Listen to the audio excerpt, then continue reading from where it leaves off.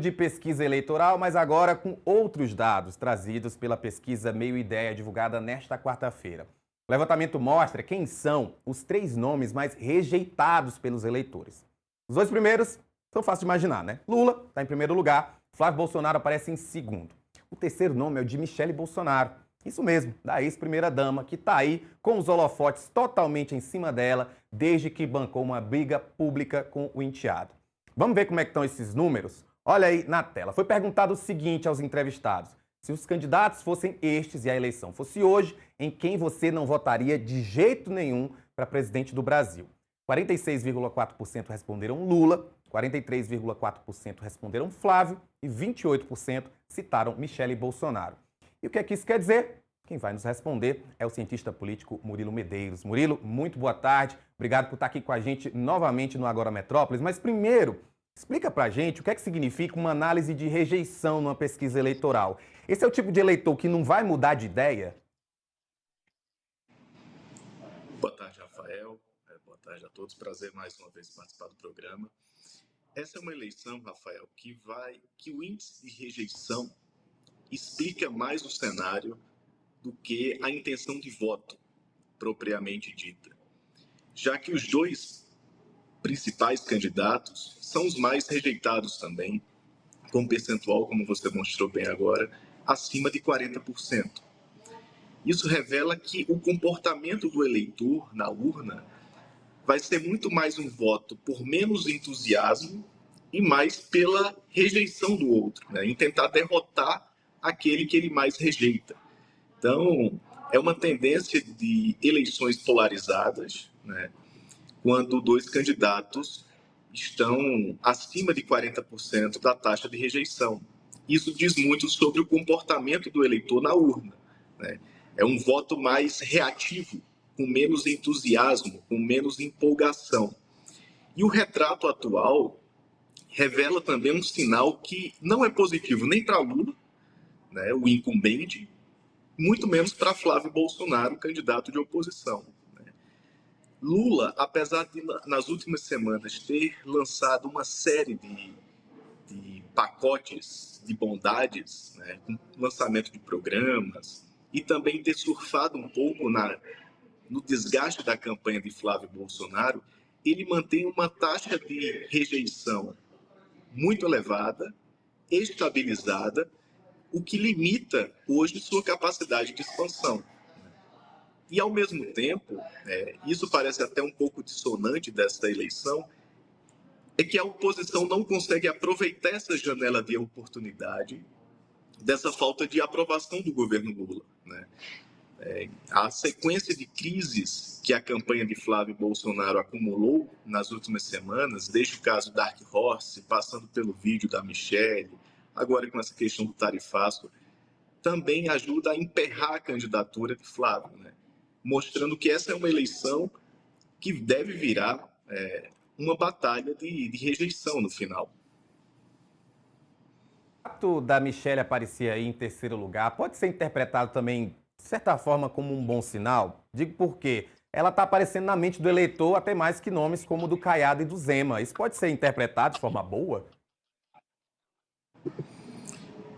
Isso diz muito sobre a visibilidade que a Michele Bolsonaro ganhou nos últimos dias com a publicação do vídeo, né? A Michele conseguiu aparecer mais do que os candidatos que pretendem ocupar essa terceira via, mais do que Ronaldo Caiado, do que Romeu Zema, do que Renan Santos. Ela conseguiu ser uma peça importante, é uma peça importante no núcleo bolsonarista, que acabou criando uma fissura, né, interna nessa base de apoio de Flávio Bolsonaro, especialmente no público feminino, né? E, como consequência, ela acumulou também uma maior taxa de rejeição, né? Já que não houve um consenso, né? Houve um certo constrangimento com o vídeo lançado pela Michele entre os apoiadores de Flávio Bolsonaro. Inclusive dentro da própria base, né? Ela já era um pouco rejeitada pela base mais à esquerda, do campo progressista, e também acumula agora um desgaste reputacional no campo bolsonarista. Então, essa essa maior visibilidade de Michele Bolsonaro nos últimos dias lhe deu protagonismo, mas também lhe deu um acúmulo maior de rejeição.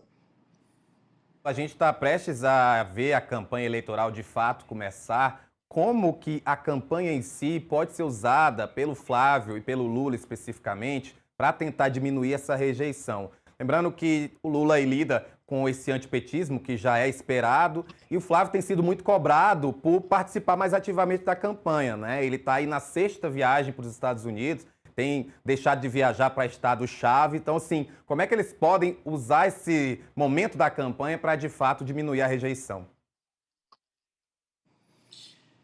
Essa é uma eleição onde o eleitor vai avaliar se o incumbente, no caso Lula, merece ou não ser reeleito. E a pesquisa Meio Ideia divulgada hoje, além do índice de rejeição, que é muito simbólico, esse número de rejeição está muito atrelado à avaliação do governo, se o brasileiro aprova ou não sua gestão. E um número muito sintomático dessa pesquisa é que 51% dos brasileiros afirmam que Lula não merece ter ou conquistar um novo mandato. E seu governo tem uma taxa de desaprovação maior do que a aprovação em todas as regiões do país, exceto o Nordeste. E, inclusive sobre outros itens, como, por exemplo, segurança pública, se a economia vai bem ou não, na área de educação, na área de saúde. Então, essa talvez seja uma das principais incongruências dessa eleição, porque o governo não tem uma base de aprovação confortável e a oposição não consegue convencer a parcela do eleitorado, especialmente os moderados e os independentes, a embarcar na candidatura de oposição, porque até agora, nesse momento, o Flávio Bolsonaro acumulou muito desgaste em torno de seu nome, né? Então, essa faixa do eleitorado, entre 5% a 10% dos eleitores, Rafael, são exatamente a faixa do eleitorado que vai ser decisiva para definir a eleição. Os eleitores de Jair Bolsonaro, da última eleição, já rejeitam o governo Lula, já rejeitam a ideia de Lula conquistar um novo mandato. Resta agora a campanha de Lula tentar retomar aqueles eleitores independentes que embarcaram na sua campanha naquela famosa frente ampla, né, que ele montou, e tentar reconquistar essa parcela do eleitorado para ter um índice mais confortável nas intenções de voto. É exatamente a mesma estratégia que cabe a Flávio Bolsonaro, né, de tentar convencer aquele eleitor moderado, que são os antigos eleitores ali do PSDB, os liberais sociais, que estão insatisfeitos com o governo Lula, mas que até no atual momento, por hora, não conseguem enxergar na candidatura de Flávio e nas candidaturas colocadas como de terceira via uma alternativa viável de mudança, né? O discurso da oposição de apenas tirar o PT do poder é muito simplista, né? A pesquisa de hoje revela que a oposição precisa ir além do discurso de apenas retirar o PT do poder, né, e mostrar uma alternativa de mudança concreta para o país. Falta hoje a candidatura de Flávio criar esse sentimento de pertencimento junto a esse eleitorado e mostrar que sua candidatura seria uma alternativa real de mudança ao governo que está hoje no poder. Murilo, para a gente finalizar, quero saber também o que é que você achou de Lula e Flávio aparecerem aí tecnicamente empatados na pesquisa em um eventual segundo turno. Isso mostra que o cenário de polarização permanece muito sólido, a despeito das crises internas que a campanha de Flávio foi abatida nos últimos meses, né, nas últimas semanas. Isso mostra uma certa resiliência da candidatura de Flávio a despeito das crises, né? E também acende um alerta para o governo Lula que, mesmo surfando numa maré positiva, não consegue avançar além dos 45%. Né? Isso em todas as amostragens feitas até aqui com os outros candidatos também, com Caiado, com Zema, com Renan Santos, com a própria Michele. Então, Lula parece que está visivelmente num teto eleitoral, influenciado pela taxa de aprovação de sua gestão. Né?